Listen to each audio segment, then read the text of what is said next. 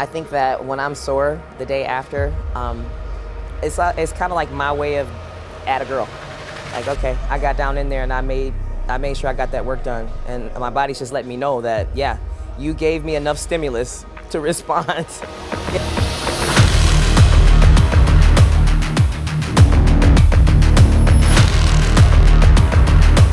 So I needed to try to prioritize getting a lot done in a little bit of time. So supersets became the way to go. I found that keeping my muscles under like that constant tension, they just began to develop. Keep those muscles moving, even if it is a drop set, even if I got to back off the weight a little bit, just again, keep those muscles under that tension. And yeah, it was a twofold benefit for me when I discovered that supersets was something that would be instrumental in my development.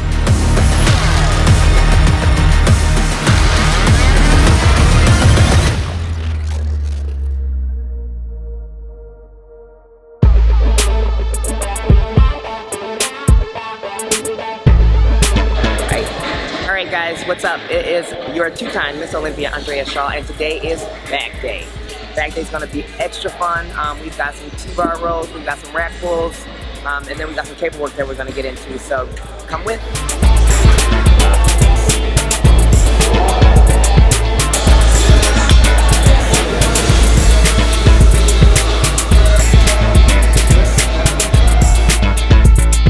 I think an ideal back, we should be able to see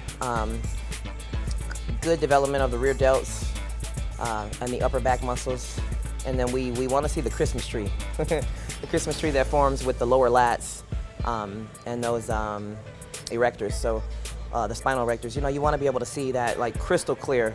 And some people are just sharper than others.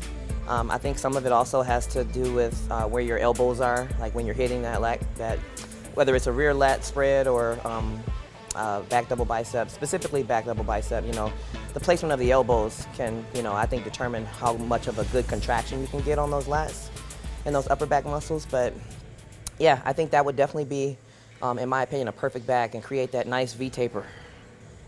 Definitely want to see that.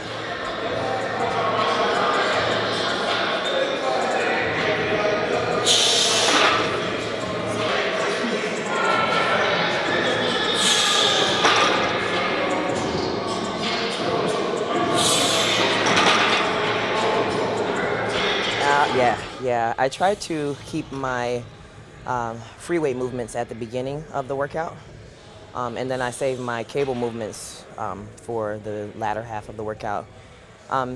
Free weight movements, there's no line of motion. You have to use your body to create that line of motion when you're pulling the weight. So for me, it's best to start off fresh with the workout and using the greatest amount of energy expenditure with my body creating that line of motion. The reps for me are a part of the equation, but not as important as the quality of the movement when I'm actually moving the free weights. So again, good, strong, hard contractions, control of the movement, especially on the negative. You know, that's definitely like, because some people just kind of flail the weights around. You definitely don't want to do that.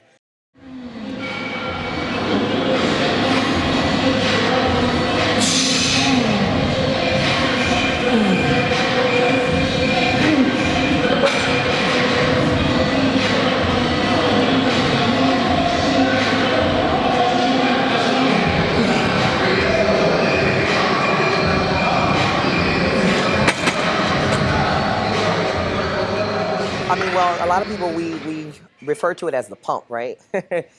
You want to, the goal is to really drive the blood into the muscle. So by the time you like are finished with the set, you should start to feel like more blood in those muscles. And again, it almost feels like, it almost can kind of feel like the muscles are gonna like pop or burst. That's not the case. I mean, you're just, again, you're driving that blood into the muscle, and that's what it's designed to do. So you have to just, sometimes some people need to stretch in between sets a little bit. That's fine. Again, you can move that blood around, but you know, get used to that pump, because that's what you want.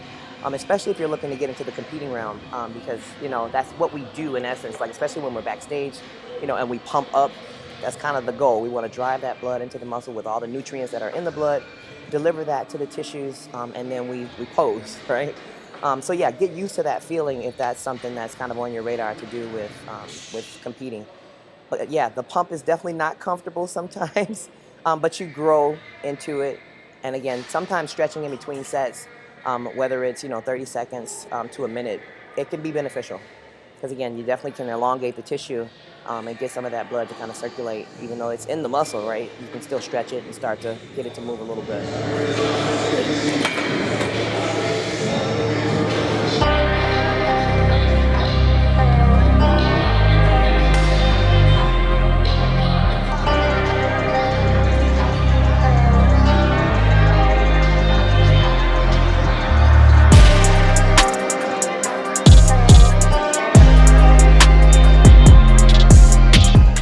But yeah, once I get into the cable work, that's to me more like the fine tuning. So yeah, the cable work, and again, it's a different kind of tension than with free weights. That cable work, I feel more tension from the beginning to the end of the movement. So knowing that, I can kind of contract a little bit differently than I do with the free weights. So yeah, higher the reps, again, keeping the tension. I guess that's the way I keep the tension is, keep those reps fairly high as much as I can. And again, superset, no rest. You can rest when we're done. I like to have people start off with like a 2 seconds to pull, 4 seconds to return to the beginning of the movement. So again, the control aspect of each exercise, especially when you're working with cables, becomes very important.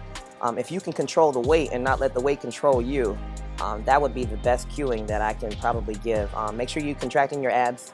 Your core plays a huge role in making sure that you're stable throughout the entire movement. And make sure that just because you can lift a heavy weight doesn't mean that you should. Start off with maybe a light to moderate weight, make sure the quality of the reps are good, and then slowly increase if you feel like you're ready for that.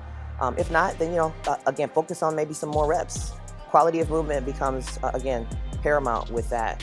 And then sometimes there are certain things that you can do to make certain movements harder. So I don't know if you saw that, like sometimes I would elevate my feet. Taking those feet off the floor, you get much more core activation, and you're almost forced to take any momentum that was there out of the movement. So yeah, don't rely on the movement. Find a way to really create that mind-muscle connection so that your body controls what you're actually doing throughout the movement.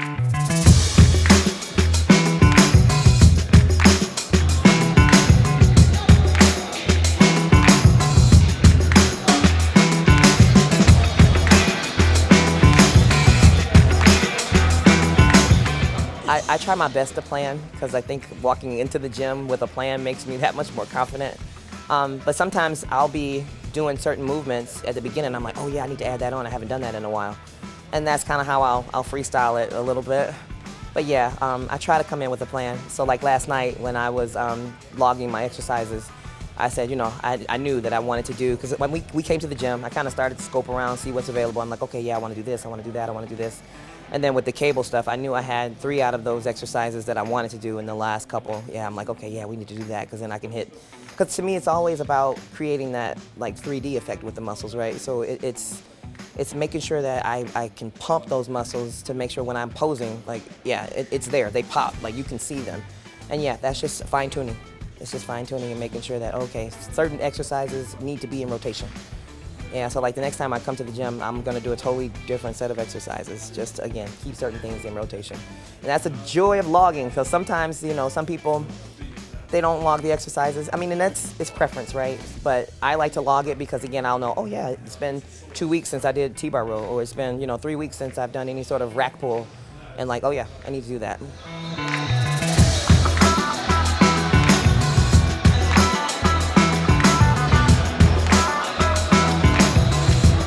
With contest prep, my training changes a little bit. I'm not nearly as sore, because I don't have the calories going in. So it's just about getting a quick pump when I'm in prep and making sure that the diet is on point. But it's fun. When I'm not in prep or at the earlier stages of prep, I can enjoy kind of like being sore, knowing that, that soreness is going to lead to, the development that you see on stage.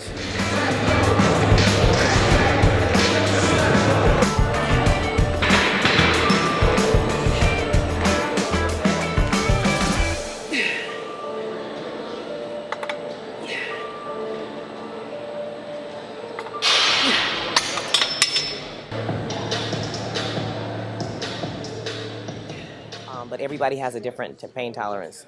I think that for athletes that are hard driven, you just know how to handle it based on this is what you got to do to get it done. This is the work. And I think, too, the caveat is you got to make sure that you're doing good stretch technique, good body work maintenance, like regular massage, regular Graston or cupping or dry needling, whatever your thing is. You need to stay on top of that. And if you're not able to maybe financially afford that, then there are other tools that you can use. One of my favorite companies is called Trigger Point, excuse me, TP Therapy, but their brand is Trigger. So they have foam rollers, they have balls, they have like these little canes that look like hooks that you can use, on yourself to, get to your back. All of these different things are available to people to be able to actually, mobilize that tissue. Because if you don't mobilize it, that fascia can get so tight. Yeah, I mean, it can be so painful that it's like not comfortable to move, like at all. And that's not what you want. You definitely still want to be able to move. But it requires some diligence on, the athlete's part or on the person who's working out to do that. And unfortunately, I'll ask some of my clients, okay, have you been stretching? And they'll go quiet on me. It's like, well, okay, like we have no room to complain if you're not, taking care of those simple tasks. It's simple, but what's easy to do is also easy not to do. So yeah, it's just a matter of, I set a timer on my phone, time to stretch, time to foam roll, and, you just get it done. Yeah. But yeah, so small things though, right? Really small things. Theragun, especially if you got somebody who can help you get to those hard to reach places. Yeah, like sometimes that's the easiest. And I mean, I'm kind of spoiled. I'll go for the 3-hour massage. I'm like, you know what? I'm gonna stretch, but yeah, if you can get to those places that are kind of difficult for me to get to, I will just sit there and enjoy the 3-hour. Well, I shouldn't say enjoy because it's not a very comfortable experience. But again, I mean, when I get done with it, I mean, I feel great. My movement quality improves. Again, the tissue's got good blood flow. And that's what you want. Our blood carries nutrients from the food we eat, and you should be ideally getting adequate blood flow to the tissue.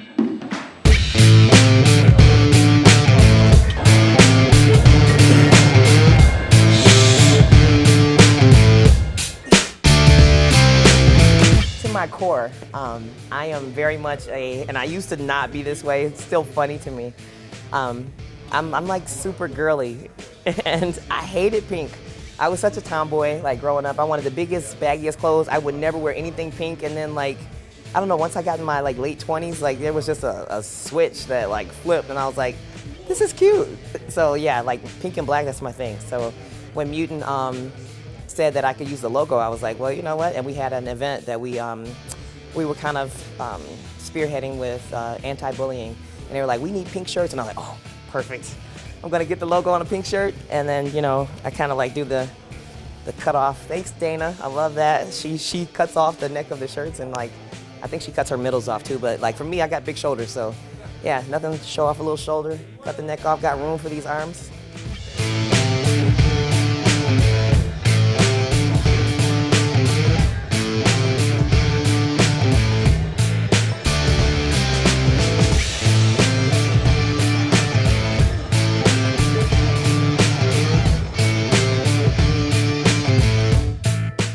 All right, guys. Well, thanks so much for tuning in. That was Back Day with Miss Olympia. Looking for the three-peat here in Las Vegas at the Dragon's Lair, and I'll see you guys tomorrow for Shoulders.